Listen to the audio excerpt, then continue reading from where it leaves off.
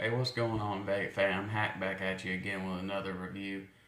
Today, we're going to be checking out the Noisy Cricket. This thing right here is so small, so badass. It is it's called the Noisy Cricket. It was designed by JayBo. Um, it's a Wismec product, and this is their kind of matte black finish. It also comes in stainless steel.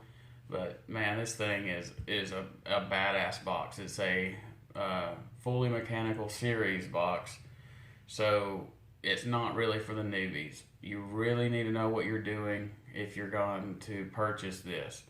I found it online for 30 to 35 bucks. There's several websites that carry it. A lot of them are sold out because they're so cheap, but there's plenty of websites that carry it, and I'll list them all in the description.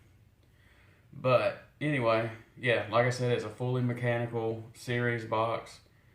So it's going to be roughly putting out, 8.4 volts on fully charged batteries, and depending on what battery you have. You also have to build for a series box. So this is not a low ohm, sub ohm build. You really want to keep around like a zero point 0.6 ohm build with this box. And that's exactly what I have built on this Alliance version 2 plus RDA that I reviewed.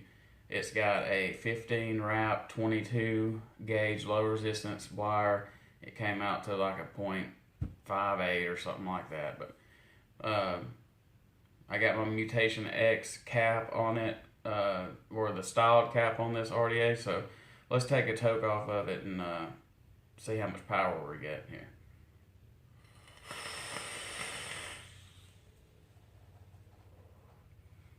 Whew, holy moly. This thing puts out so much power, it's unreal.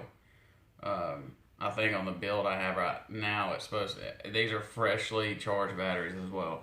So it's supposed to be like 170 something watts probably, and 18 amps, but it's crazy. This is just an awesome design. I'm going to take one more toke off of it. We're going to dive down close. I'm going to show you everything that comes with it, show you how to put the batteries in, and how to put your RDA and everything on it. So let me take another toke and we'll dive down close, and I'll show you all the cool parts about this Noisy Cricket here.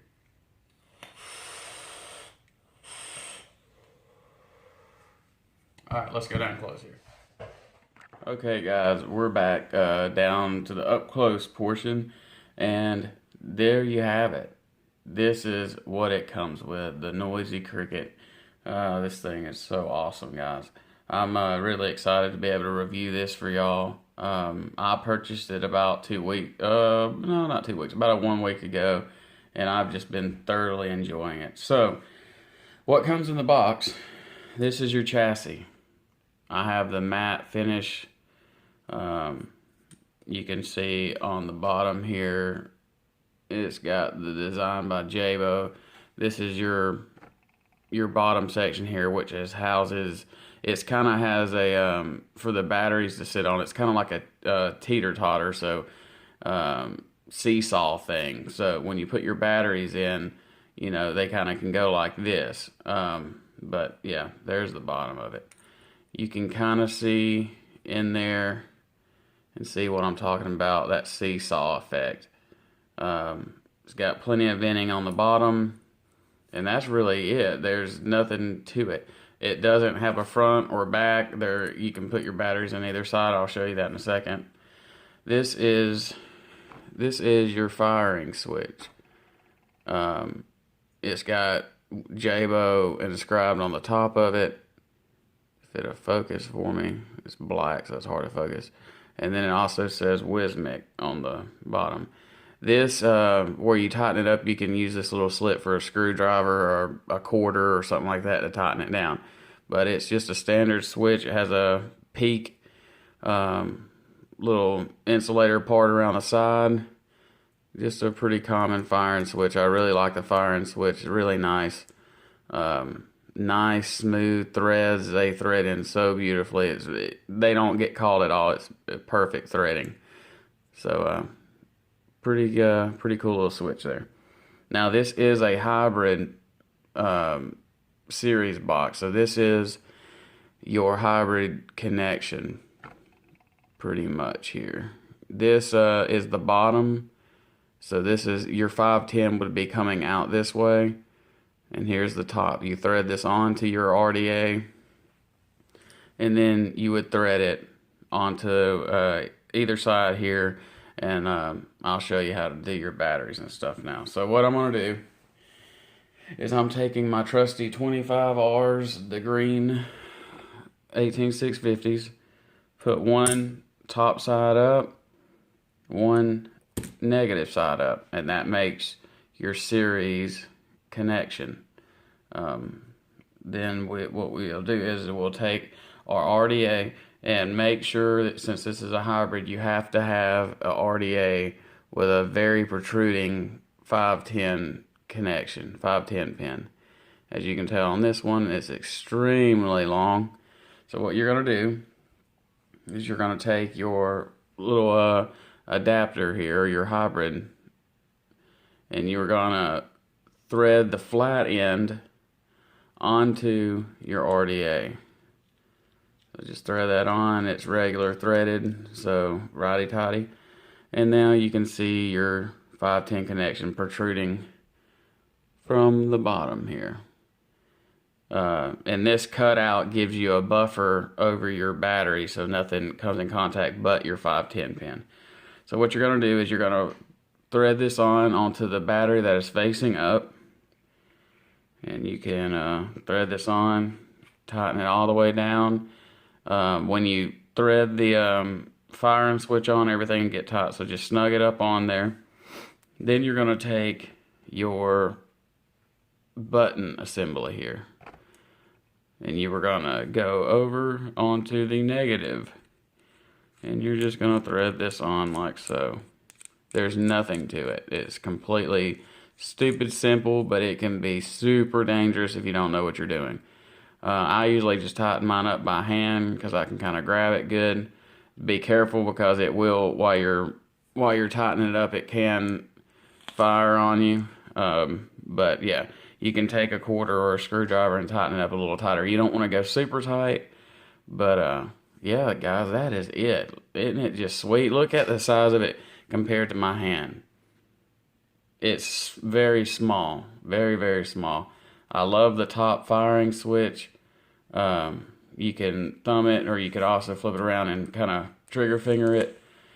But that's it. There's nothing too special about it, but it is really a cool mod.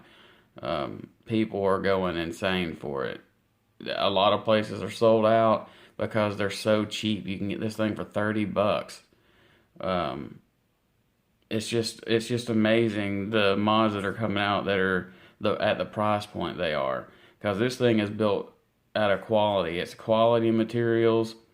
The threading is of great quality. It's just a really nice mod, and for $30, I mean, you can't go wrong. You can't afford not to buy it. Honestly, it's such a nice device, and if you're wanting to get the nice warm vapor that it's hard to get from a unregulated parallel device, or just a unregulated 18650 single 18650 mech mod, you know, I could never get a vape that I enjoy because it never was warm enough.